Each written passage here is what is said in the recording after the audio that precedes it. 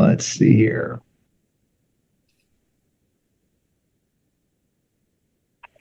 Trustee Birmingham is trying to boot up her laptop because she was having trouble on her desktop. Okay. So I'm sure she will join us momentarily. She won't miss me except for the maybe. So, well, good morning and welcome to the Florida State University Board of Trustees meeting. Thank you all for joining us virtually today on short notice. I'm going to ask Heather Mayo to please call the roll. Thank you, Chairman. Trustee Alvarez. Here. Trustee Ballard. Here. Trustee Birmingham. Looks like she's about to join. Chair Collins. Here. Trustee De Las Hoyos Diaz. No, she's here. Yep. Trustee Hitchcock. Here. Trustee Gonzalez. Here. Trustee Henderson. Here. Trustee Roth. Here. Trustee Sargent. No, she's here. She's on mute. Here, I'm here. Vice Chair Sasser. Here. Trustee Thiel. Here. Trustee Weatherford. Here. And I see Trustee Birmingham. Thank you. You have a quorum.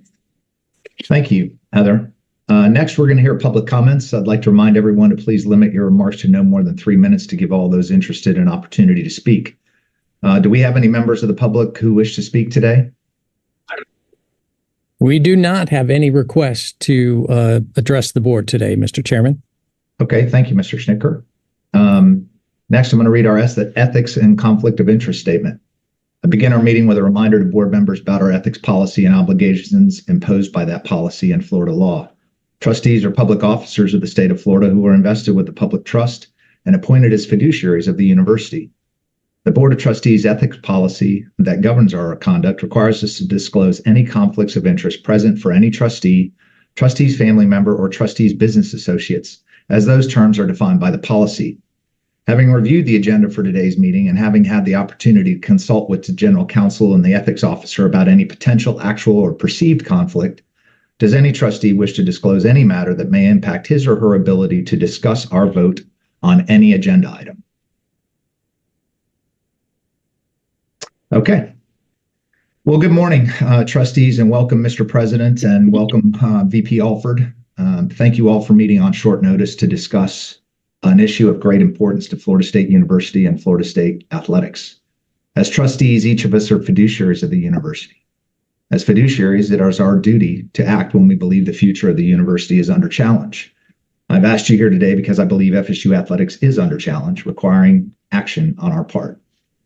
While the board has discussed the relationship with the ACC for the past few months, we have been criticized for having those discussions publicly. What many people critical of our discussions don't know is that in Florida, we have the Sunshine Law, which dictates that any discussion such as this must be held in a public forum. Of course, we would rather have these conversations privately, especially when it's related to legal action, but we cannot. So for those who may again criticize us for our public meeting today on this, I would simply say that under Florida's Constitution, actions such as these must be approved by the Board of Trustees, and we must discuss and take these actions publicly. Florida State University has had a 30-plus year affiliation with the Atlantic Coast Conference in athletics.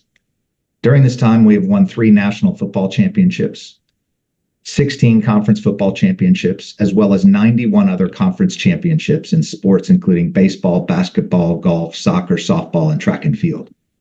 Florida State has averaged 11th in the Learfield Directors Cup national rankings over the past 5 years for all sports combined.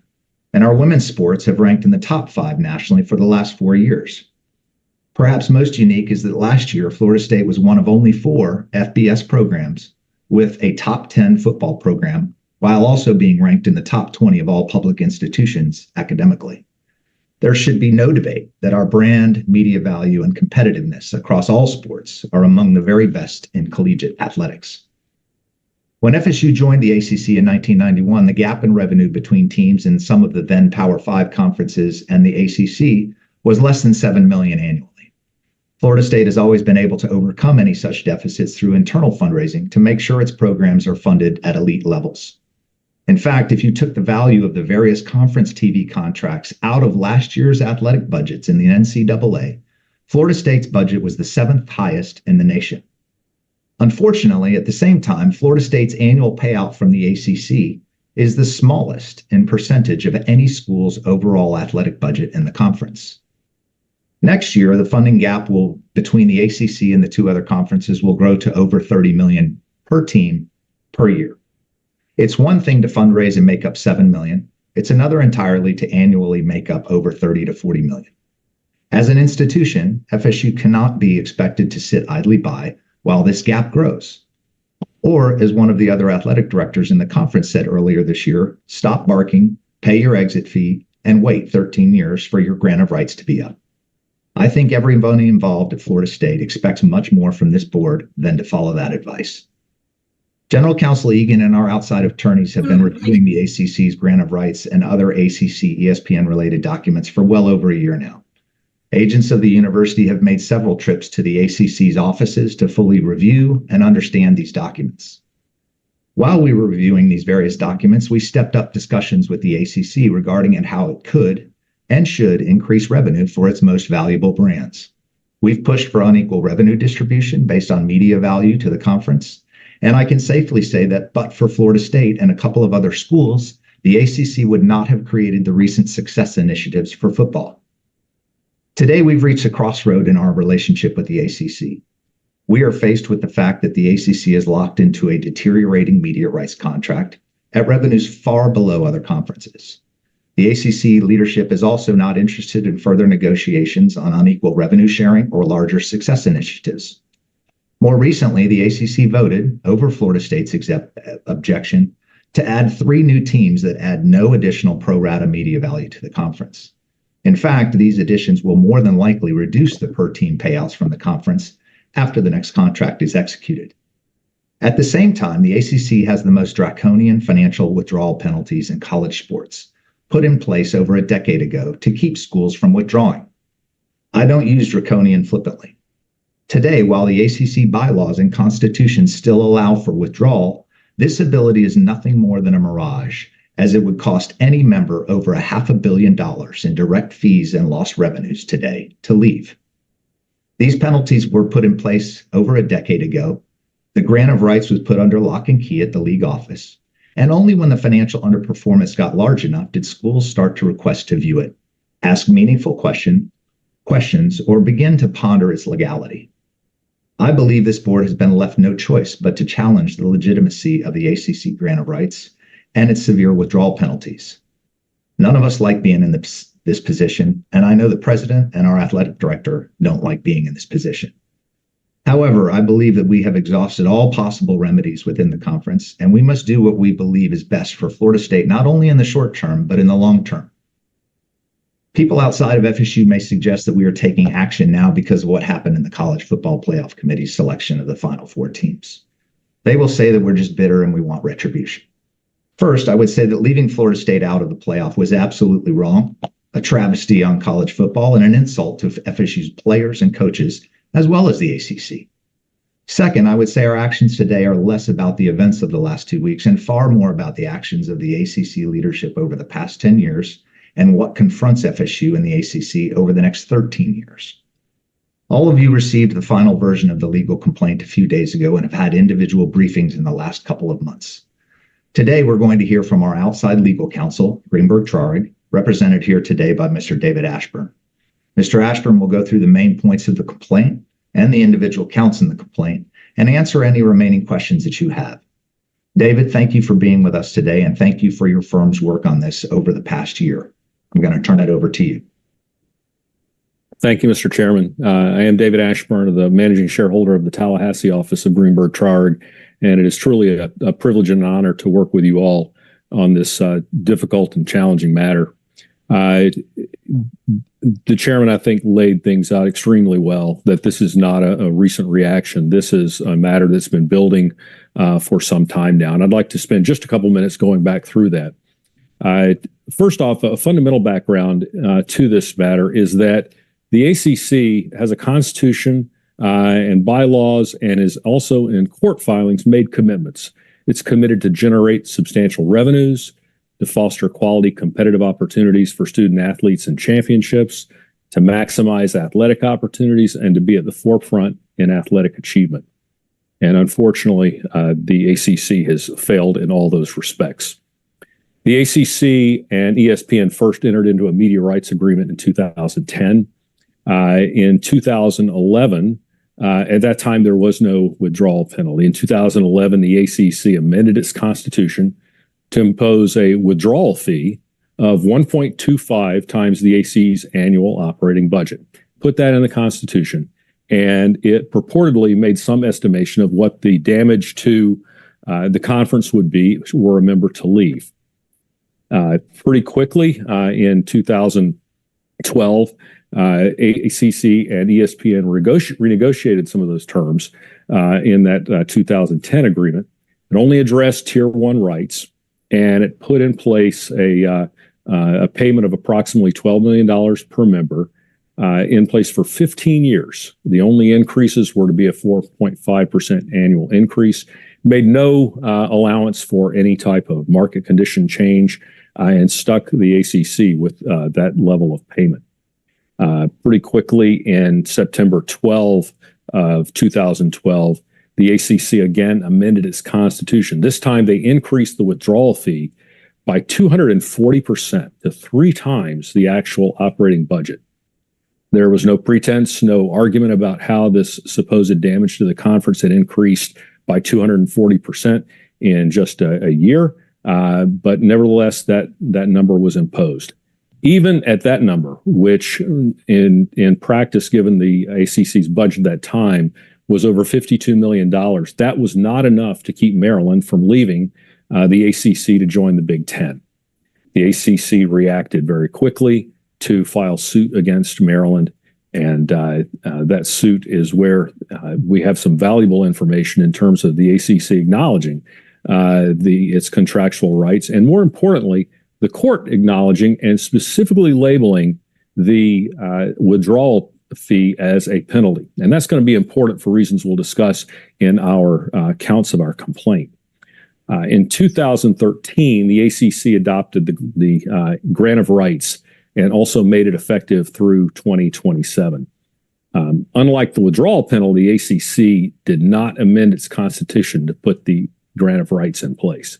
This was materialized in secret and put in place, and none of the members, and this is also important for our complaint, received any consideration for entering into this grant of rights. And most importantly, with respect to the damage that this causes to members who choose to exercise their fundamental constitutional right to withdraw, is that it provides that the media's member rights are still owned by the ACC, even if they leave the conference. Virtually, as the chairman said, barricading the door to any withdrawals. In 2013, also, the ACC members learned that ESPN is negotiating with the SEC to create and launch an SEC prestige network.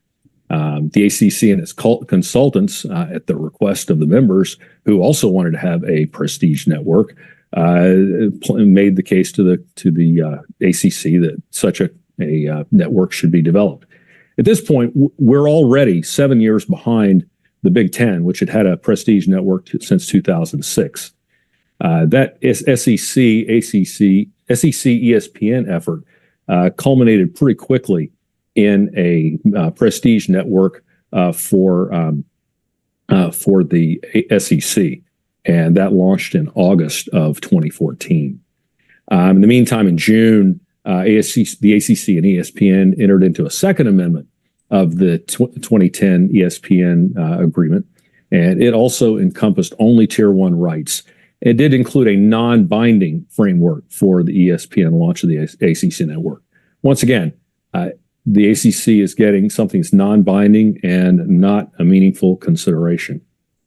In June of 2016, the ACC members are told by the ESPN that network, the Prestige Network, is not going to launch for another 3 years, once again delayed. And even at that, the expectation is we'll now be 5 years behind the SEC and 13 years behind the Big Ten in developing that Prestige Network. Also, in June of 2016, the ACC represented to its members that ESPN had issued an ultimatum that unless the members extend the grant of rights from 2027 to 2036, ESPN will enter no further media agreements with ACC. FSU agrees to the extension of the grant of rights based on this representation, based on the expectation that it's being told the truth about an ESPN ultimatum. We don't believe that holds water.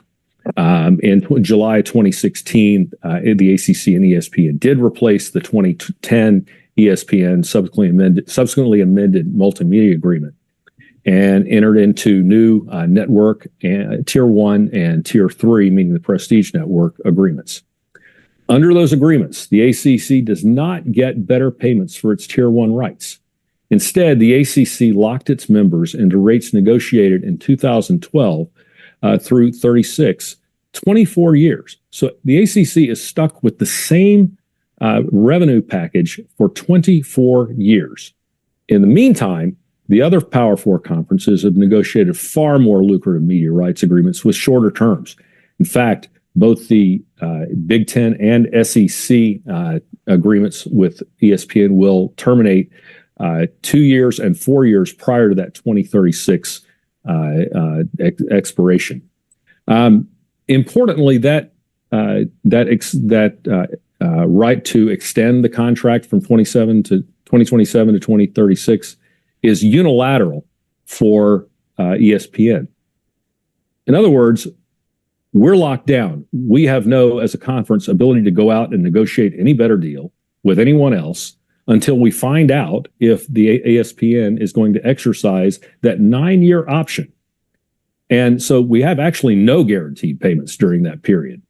But the option is to not increase the payments to the ACC, but again, leaves in place that 2012 negotiated number or metric through 2036. Again, 24 years. We simply don't think the ultimatum that was represented to the ACC members makes any sense. The fact that neither the Tier 1 or the network agreements that were negotiated include any reference or incorporate the 2016 grant of rights, which you would expect in the event that that ultimatum produced agreement and the grant of rights was so critical. Also, the fact that the 2016 ESPN agreements specifically contemplate the withdrawal and addition of members without any financial repercussions as long as the ACC has at least 15 members. So there's no need for the ESPN agreements to address withdrawals and additions if the ACC has to own all those media rights through 2036. In August of 2019, finally, the ACC network is launched.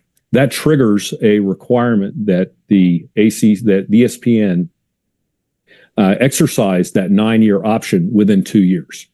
2 years comes, and instead of requiring the ESPN to either extend as they're able to under the agreement or negotiate another agreement, inexplicably, the ACC commissioner signed an amendment to that 2016 agreement to expand that option window to February of 25.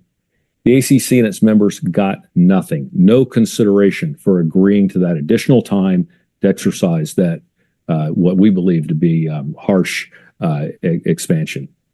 In the meantime, 2021 and 2022 other Power Four conferences expand, sign far more lucrative media rights agreements. In June of 23, USC and UCLA leave the Pac-12 and for the Big Ten, followed by Oregon and Washington. And then in September of 23, over the strenuous objections of FSU and other ACC members, the ACC added 3 members. The new members are widely respected academic institutions, but not strong Tier 1 media appeal. Don't have strong Tier 1 media appeal in football. And as the chairman said, the result of that is to actually diminish the bargaining power of the ACC for its media rights. So what's the sum of all that? The sum of all that is we presented this in graphic form. Are we able to project that on the screen? Yes. Okay.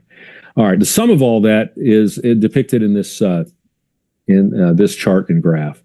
So in 2010, we start out, there is no penalty for a member to leave.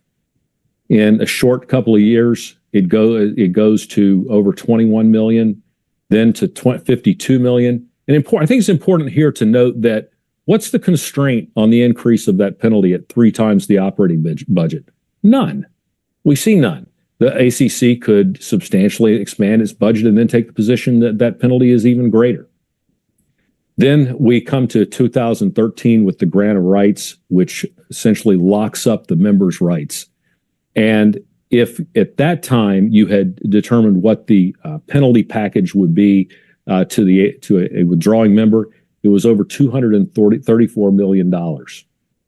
But today, because of the grant of rights, because of locking up our rights for so long, a 2023 withdrawing member is subject to a penalty package of over $570 million. So let's talk about our complaint and what our counts are in that complaint. First off, we are alleging that the penalty package, both the grant of rights individually and in conjunction with the severe withdrawal penalty, is a violation of Florida statutes.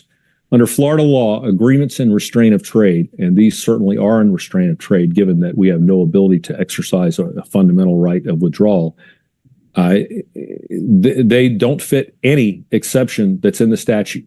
So given that there's no exception and given that it's a contract in restraint of trade, it violates Florida law. This is a restraint of trade. Sometimes people refer to it as antitrust as well.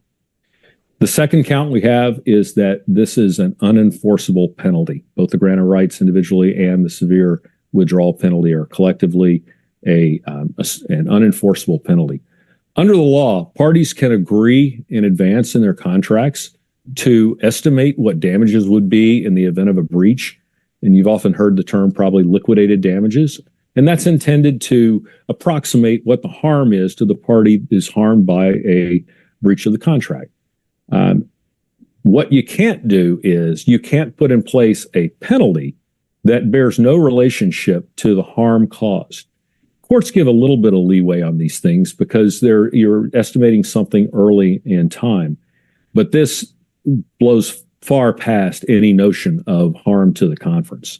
In fact, with the addition of the 3 members, the only reduction in the ESPN agreements would be the share that FSU is currently paid.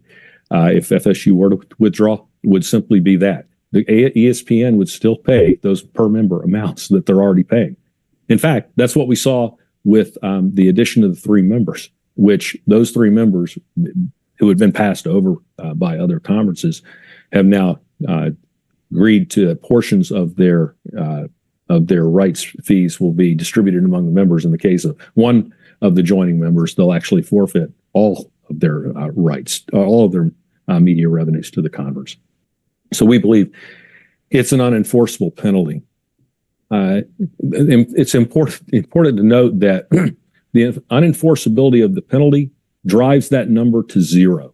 So if the court determines that it's an unreasonable penalty, it doesn't attempt to reform the penalty and say, well, 570 million is too much, but we think 20 million is a number or any other number. Instead, the court invalidates the penalty and it is 0. There is a 0 penalty at that point.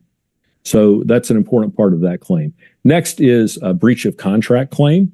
And we've listed out a number of instances of breach of contract in the complaint. And I only want to highlight a few of those here today.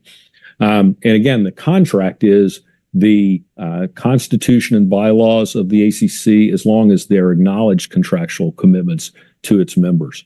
So first and foremost, the ACC has failed to appropriately give FSU the value of its athletic program media rights. In fact, they diluted those rights going forward.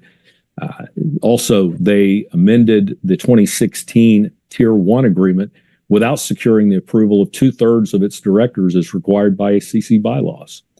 The ACC extended for no consideration the unilateral ESPN 9-year option under that 2016 agreement, taking it all the way out to 2025 for that exercise period. They committed to an unheard of period of 20 years for media rights. And as I said before, other conferences have 2 and sometimes 3 bites at the apple as to what their media rights are being valued at in contracts compared to what FSU has faced, having been stuck with that 2012 negotiation. Our next complaint count is for breach of fiduciary duty. It tracks in many respects the contractual obligations that the ACC does have fiduciary duties to its members. We also have included a count for fundamental failure of frustration of contractual purpose. I think the title of that says it quite well. The whole purpose of the relationship and the contract with the ACC was for them to appropriately look out for their members, their members, and also to maximize their revenues. And they utterly failed to do that. The last count is for unconscionability and violation of public policy. Clearly, it's not consistent with public policy to impose the penalties and inferior contracts on FSU that the league has done. So we're prepared to file this complaint today, and we're hopeful that you will authorize us to do so. And I'd welcome any questions. Thank you, David. I want to go to the president and ask President McCullough if he would like to comment at this point. Thank you, Mr. Chairman. First of all, I would like to thank the board members for assembling today on short notice. This obviously is an extremely serious matter. I want to make sure that everyone understands that I fully support the board's decision. If they decide to take this legal action, I would support it. We have, as Chairman Collins has said, we've been working on this for a long time and making this consideration. I've said from the very beginning that all options are on the table for Florida State University to maximize our potential. As a fiduciary for this university, I find that after exploring all options, I feel that we are left with only this option as a way to maximize our potential as an athletics department, and it's best for Florida State University. We, like as the chairman said, we've been working on this for probably over a year now. It is difficult because the contracts are not available to us. And so if we want to view them, we have to go to the conference office and look at them, which I don't really understand exactly why somebody would operate in that way. That's sort of not the way business is generally done. One wonders if that's a protection mechanism or what, I don't know. But it takes a lot of work. When we view these contracts, we can't make copies of them, and so it's laborious for us to do this investigation. But we have looked at it. We've considered all the options. I've spoken with, I think, everybody on the board, I believe, or Chairman Collins has, and I appreciate all of your support. As Chairman Collins said, I want to make sure that people understand that we're in the sunshine, so we're doing this publicly because we're required by law. That's something that got lost last time. And, this is certainly not where I would prefer to have ended up. I think that I would prefer a different pathway, but I feel that we have, in many ways, exhausted all our options because these things are timely. And you can't wish and hope that somehow they'll get fixed in the next year, 2, 3, 4, or 5. By that time, I don't think that we'll be competitive. The bottom line is there's no reason to hide it. Collegiate sports is supported by financial revenue that comes into the university, and that revenue supports the ability of our programs to compete at the highest levels. It's just factual. And that is the situation that we have. For us to remain competitive,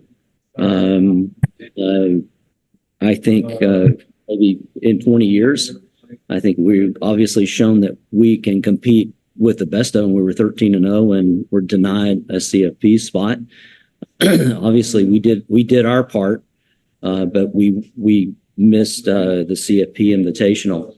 So, it's time for us to try to do something about it. As Chairman Collins said, this is not a reaction.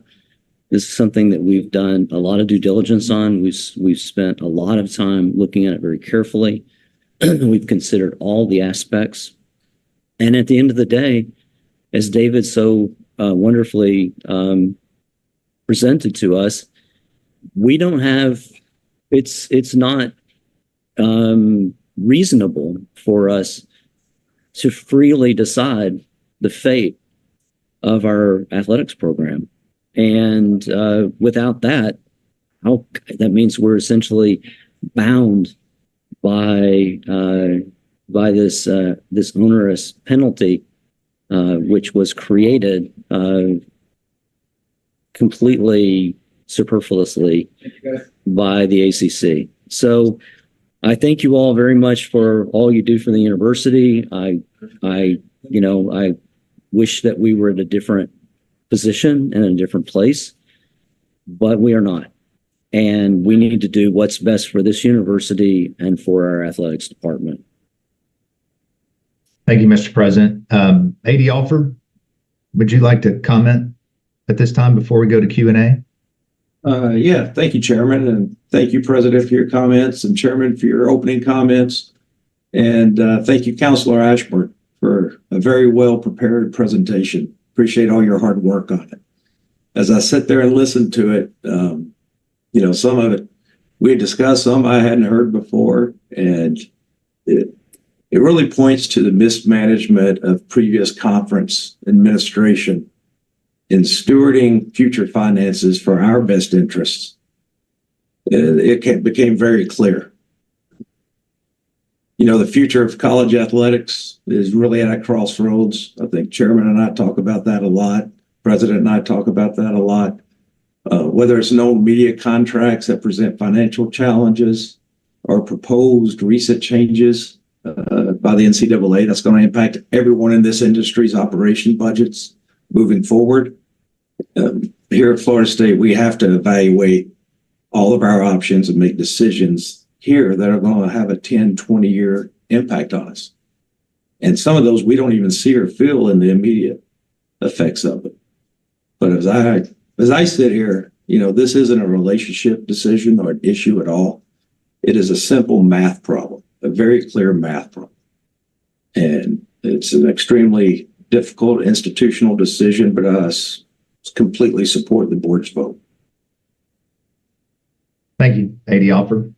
I'm going to open it up to questions now from the trustees to Mr. Ashburn on the complaint. As I said, most of you had your one-on-ones. Everybody was offered. I'm not sure if we had 100% participation in the one-on-one, but you all certainly have had the complaint for a little while now. You've heard the presentation from Mr. Ashburn, and I would just open it up to questions from the trustees of Mr. Ashburn. Mr. Chairman? Yes, Trustee Weatherford. Thank you very much. First, I just want to thank you for your leadership on this. I think on behalf of myself and the rest of the board, we can all agree that there's no better Noel who loves this university more than you, and the time, energy, and effort you put into this is astounding. I don't know how you have a day job anymore. And the same goes for you, President McCullough. I appreciate your leadership on this issue and just recognizing the importance of athletics. We know as one of the top academic institutions, this is just one of many issues that you have to deal with. But in my view, athletics is the heartbeat of our university and of every university for that matter. So thank you for making it a priority. One thing that I'm really hung up on is, and has been frustrating to me in the process, and I think would be good for all of us to have a better understanding of, is the grant of rights. I've been dying to get my hands on it and to actually read it. who has, other than, I'm assuming, Carolyn Egan has been up there. Can someone describe to me why it's so difficult for us to actually get a copy of this? I've been frustrated by my inability to fully understand what that agreement looks like. And I think it would just be important for the board to understand, and frankly, the general public to understand the challenges it is to get access to that document. Mr. Chairman, may I answer? Please, Council Egan. Sure. We have unexecuted copies of the 2013 and 2016 grant of rights that I got off the internet, actually. And they are available on the internet from various places they have turned up. What I don't have is a fully executed copy of any of the grant of rights. So we don't have a complete contract to work from on the grant of rights. We haven't been given it. And no one has, as far as I know, the multimedia rights agreement. So two different things we're talking about. The grant of rights itself, the two versions of it, 2013 and 2016. I think some have been passed around online as these things go these days. But I don't have an official complete copy. One that I can rely on is verified and complete. But I do have what the internet has. But the multimedia rights agreement is what is kept largely. I have never seen floating around in the internet or anywhere else, and that is kept at the conference office. So, Councilor Egan, is it safe to say that when previous boards were making decisions on this contract, they also didn't have visibility to this multimedia rights agreement? That's true. The conference, the multimedia rights agreement is between the conference and the network only, and there's not a direct participation in that negotiation. What Mr. Ashburn talked about earlier about the conference is your agent to do your highest and best negotiation at the table in their contract with the network. So we do not have a seat at that table, but our agent is supposed to execute their duties for us. Got it. And last question, in order to access it, my understanding is that you have actually been up to the conference headquarters. Can you describe to us how you have to go about accessing that document? Sure, it is heavily monitored. There is a representative of the conference in the room with us at the time that we review it. We are not permitted to take photos or verbatim text. So I have the personal recollection of it. Thank you. Thank you, Chairman. Yeah, thank you. Trustee Thiel? I just had a sort of a general question. If that's the case, if they're the sole agent. He's frozen. I know. We're going to go to Trustee De Las Cuevas Diaz, and then we'll come back to Trustee Thiel. Sorry, Trustee Thiel. Thank you, Chairman. Just as a point of clarification, Carolyn, I know we've all seen the quote unquote copies on the internet, but since we actually don't have an executed copy, we're not even sure that what's on the internet is accurate and the executed copy, correct? Trustee De Las Cuevas Diaz is our resident board member attorney, which is such a gift to me. And she knows that a contract that you would, or document you would rely on in court would be a true, accurate, and correct copy that would have original signatures on it, preferably in blue ink, so that you know that they're original. Thank you. Anybody else have a question?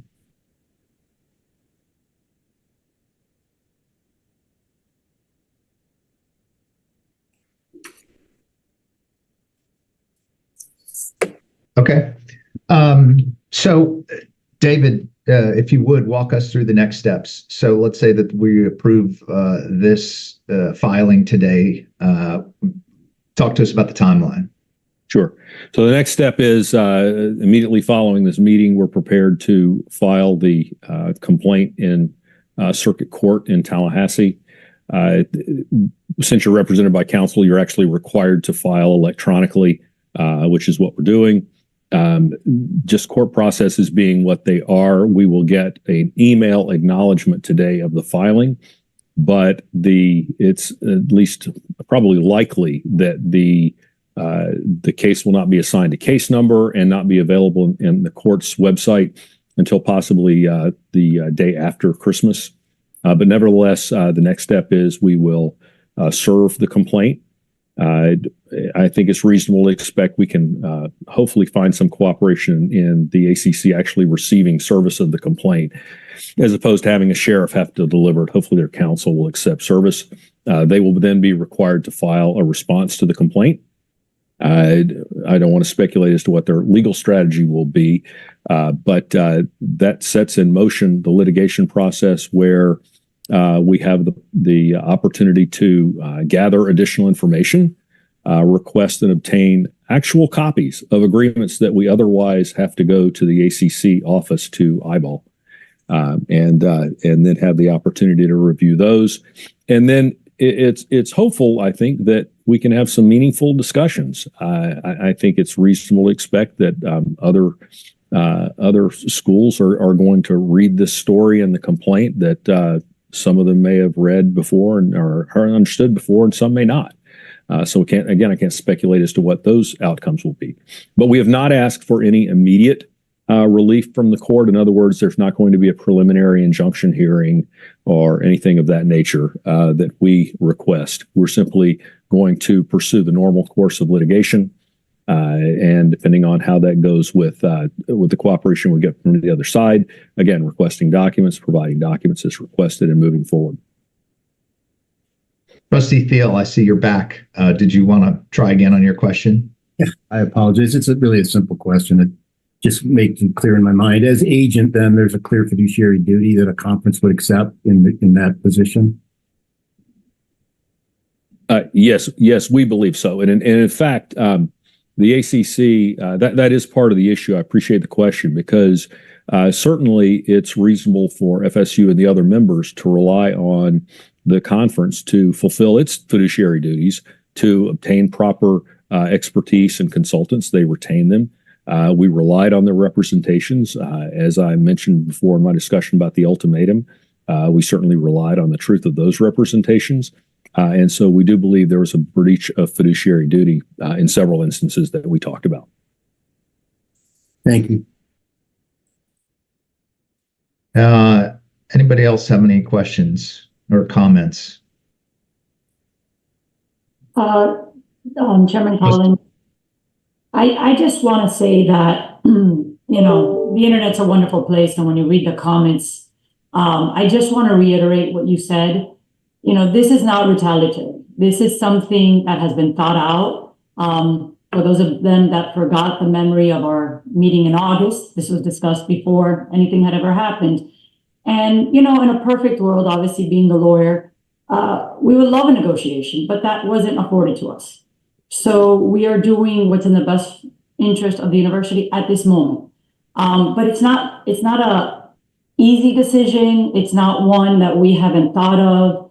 And it's not personal against any other university within the conference. And I think it's just important for everybody to understand that this is a decision to hopefully better our situation as a university on something that we just feel that the only next step is this. And I want to thank, you, the president, our lawyers, both in-house and out, because it's taken many, many hours to get here. And it's not something taken lightly. So thank you. And, this is truly for the best interest of Florida State. Thank you. And I agree with that. And I'm going to reiterate one more time. None of us would like to or look forward to doing this in public, but we have no choice, right? Sunshine Law. There's a lot of other states that don't have the laws that we have and the constitutional aspects of the Sunshine Law. We have no choice but to do this publicly. So I just want to reiterate that again. Councilor Egan, any closing comments or thoughts before we ask people to vote on this? No, sir. Just my appreciation for this board's love of Florida State and application of their expertise, their thorough consideration of this. The questions I have gotten have been astute, critical, looked at this every way possible, and I appreciate everything the board has done to support me. Well, we appreciate it. And I'll do some of those thank yous at the end here. But so For us to move forward, we need a motion to approve the initiation of the 7-count FSU versus ACC lawsuit as explained by Mr. Ashburn. Motion to approve. Second, John Thiel. Second, Trustee Thiel. Anybody opposed to this? Okay, seeing none, it passes. Mr. Ashburn, please move forward and file the lawsuit. I just want to thank everybody. Everybody on my screen right now has spent countless hours on this, and I just appreciate everybody's commitment to FSU and commitment to understanding this and a lot of other things that we haven't talked about today. I would really appreciate the president digging in on this and AD Alford digging in on this. As I said, they have to deal with the other presidents and the other athletic directors. We don't have to do that. And I know that this probably puts them in a difficult position. But they're fiduciaries of Florida State, and their job is to protect Florida State. And so I know we've made your life probably a little bit difficult, Mr. President and AD Alford, but I'm not apologizing for it, and I don't think any of us are apologizing for it. But I know at the same time you're up to it. So I really appreciate your time and your effort on this, and I appreciate all the trustees. Here we are, 3 days before Christmas and during the holidays, and everybody's traveling, and I appreciate everybody's attendance today. As we do in every meeting, there's time for open discussion. I don't know if anybody else has anything that they want to talk about. We have another board meeting coming up at the end of January. But if anybody has something that they want to comment on now, I'll give you that chance. Chairman Collins? Yes. Thank you. I guess the last thing that my last comment will really be centered around a couple things. One, if nothing else, I hope this demonstrates to our fans, to our alum, and to our student athletes just the commitment that our board has around athletics. We had a meeting before the season started where we kind of all agreed that we did not want to continue in an environment where we're simply playing games and not competing for championships. Never in a million years did I think that we could actually go undefeated and be in the situation that we're in. And so ultimately what we're fighting for here is not just our own interests at FSU, in my opinion. I also think we're just fighting for the spirit of the true competitive spirit. All we're looking for is an equitable, competitive environment where teams that are competing for a championship are waking up and playing by the same rules. And that's just frankly not the environment that we're currently in. And so I commend the entire board for being for working so hard on this and being so committed to it. Because in my mind, albeit we are looking out for the best interest of our student athletes and our university, we're also fighting for just equitable competition, which I think everybody can get behind and be supportive of. Because without leveling the playing field, there's literally going to be, 50 to 70 schools waking up every year pretending to be competing for something they really have no chance to compete for. And that's not an environment that I think fans want, that alumni want, or frankly, even the conferences want for that matter. So the system is broken. I view this as us doing our part to look out for ourselves, but also take a step in the right direction to try to fix the system so that every student athlete actually has a chance to be rewarded for the hard work that they put in for, in some cases, decades. My heart breaks for our team, just knowing what it's like to go through all of that and to be disappointed in the end. So I commend you all. I'm obviously very passionate about this issue, being a former student athlete, and I'm excited about us doing a small part in hopefully fixing the overall system. Thank you. Chairman Collins, may I? Yes. Yeah, go ahead, I Trustee. just want to say, because it didn't get brought up, but it's obvious with this, the revenue generating sports obviously fund the entire athletic program. And we've done so much work on Title IX. And as a dad of a daughter who played sports and hopefully grandchildren, we play sports. We just had the national championship in Tampa of the women's volleyball, right? Where you saw these incredible young women just play their hearts out. And one of the greatest source of prides, my pride for Florida State over the last 10 years has been our women's sports program, which you mentioned its prowess. And to think about the impact of this on continuing that legacy to me is critical. So yes, it's about football, but it's the engine that drives all this other source of pride and impact on young women at Florida State University. So I just, as everyone has said, this is just so critical to our future and to the future of everyone in athletics, not just a football program. Well said. Well said. Yeah, they just had the national championship in volleyball, but our women's soccer team just won its own national championship. So don't forget that one. Well, I appreciate everybody. I appreciate everybody's time. I hope everybody has a great holiday and doesn't think about this for the next week or so. And we'll see you. I'll see many of you at the bowl game down at the Orange Bowl. And with that, we're adjourned. Thank you. Happy holidays. Go Noles. Thank you all. Happy holidays. Go Noles. Thank you.